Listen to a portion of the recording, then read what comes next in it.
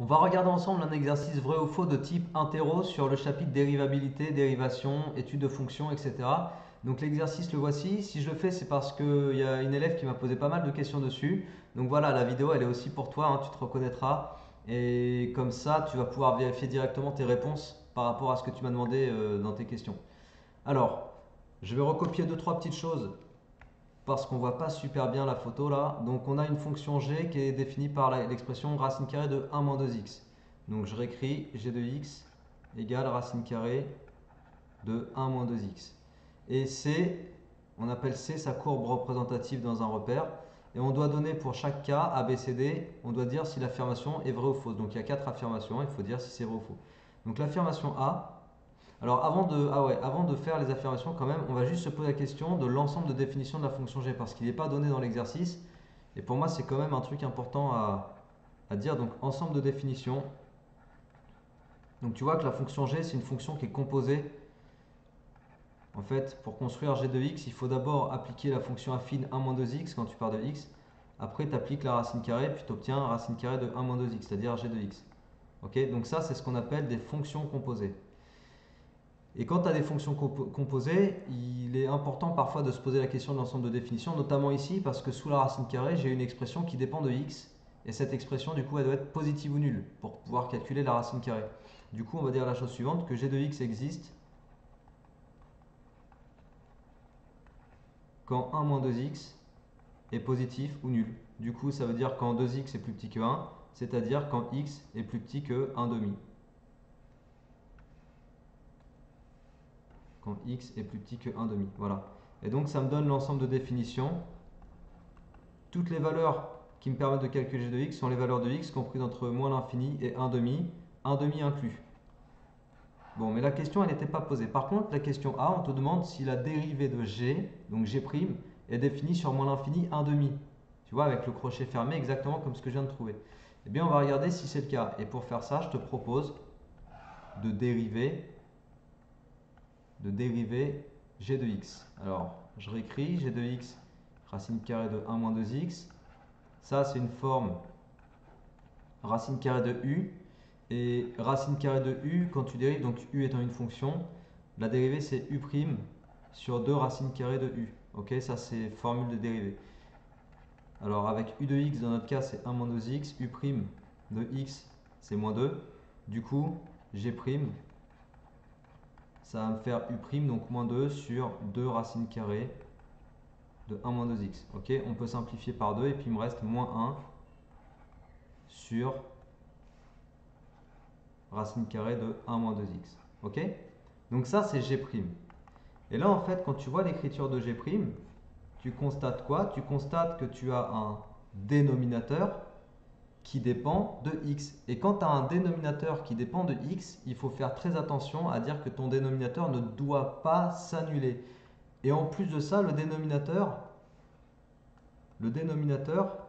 on a toujours la racine carrée de 1 moins 2x. Donc en fait, il faut que 1 moins 2x, non seulement ça doit être positif parce qu'il se trouve sous une racine carrée, donc il faut pouvoir faire racine carrée d'un nombre positif, mais en plus il faut que 1 moins 2x soit strictement positif pour ne pas justement que le dénominateur s'annule. Et ça va m'amener à la condition que x doit vérifier, donc il faut que 2x soit strictement inférieur à 1.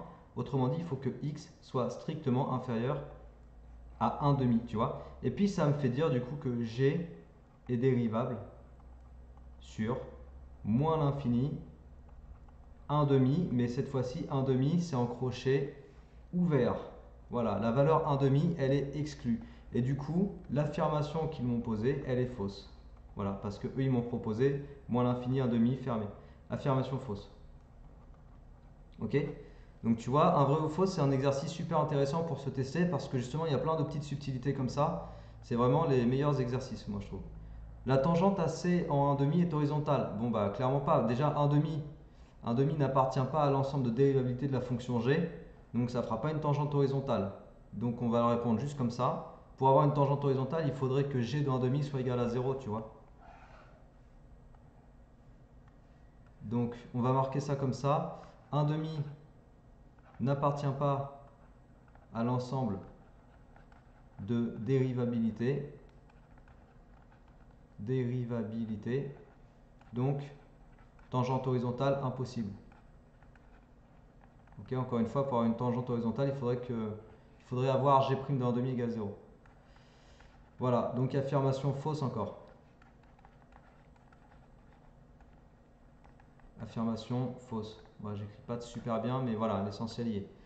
Ensuite, pour tout x, alors là, je lis pas très bien. Ça doit être strictement inférieur à 1,5.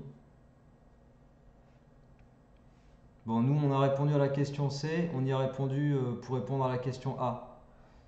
Ce qui n'est pas dérangeant en soi, c'est-à-dire que la question A, j'aurais pu y répondre en disant que par définition du cours, G est dérivable sur tout intervalle où 1 moins 2x est strictement positif. J'aurais pu me contenter de dire ça. Moi, je t'ai montré carrément l'expression de la dérivée pour te faire comprendre. Mais pour la question C, on va tout simplement dire que j'y ai répondu ici, quoi. Là. Voilà. La question C, j'y ai répondu avec la toute première question. J'ai fait l'expression de la fonction dérivée. Donc G', effectivement, G' c'est moins 1 sur racine carrée de 1 moins 2x, quel que soit x strictement inférieur à 1,5, ok? Et eux, ils proposent quoi? Ils proposent 1, je crois. 1 sur racine carrée de 1 moins 2x, donc c'est faux. Donc pour la question C, G' de x, nous on a trouvé que c'est moins 1 sur racine carrée de 1 moins 2x, tu vois? Quel que soit, ce symbole il veut dire quel que soit x, quel que soit x inférieur à 1,5 strictement. Et donc du coup, affirmation fausse, parce qu'eux ils proposent 1 sur racine carrée de 1 sur racine carrée de 1 moins 2x. Donc affirmation fausse pour l'affirmation C. La fonction g admet un minimum. Bon, ben, on va juste conclure avec le tableau de variation du coup. Donc pour le D, on va faire le tableau de variation, enfin signe de la dérivée, variation de la fonction. Alors pour le signe de la dérivée, tu vois on est sur l'intervalle moins l'infini, 1,5, c'est ce qu'on a dit. Alors sur cet intervalle, moins 1 est négatif, évidemment. Racine carrée de 1 moins 2x est positif, évidemment.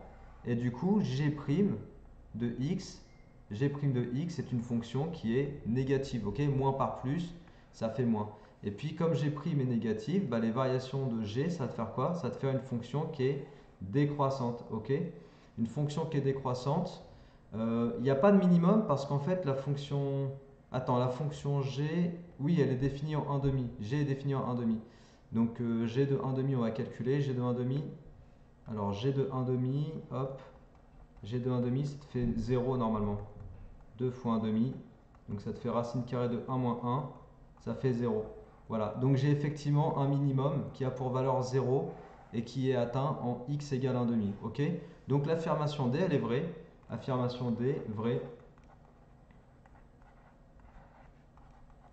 Minimum de valeur 0. Et il est atteint quand x égale 1,5. Voilà. Et bien c'est tout pour cet exercice. Donc un exercice assez intéressant, c'est un vrai ou faux encore une fois, et c'est le type d'exo les plus intéressants pour s'entraîner à des questions subtiles. Donc il y en a d'autres qui traînent sur ma chaîne. Dans le chapitre dérivation, je pense qu'il y en a un autre, au moins. Si ce n'est pas le cas, je vais en mettre un autre parce que j'en ai aussi dans mes sujets de DS. Mais voilà le genre d'exercice sur lesquels il faut vraiment s'entraîner. Donc j'espère que ça t'a plu, que ça t'a permis de mieux comprendre. N'hésite pas à partager, diffuser cette vidéo autour de toi comme d'hab et à t'abonner à ma chaîne. Et puis d'ici là, travaille bien et à la prochaine. Allez, ciao!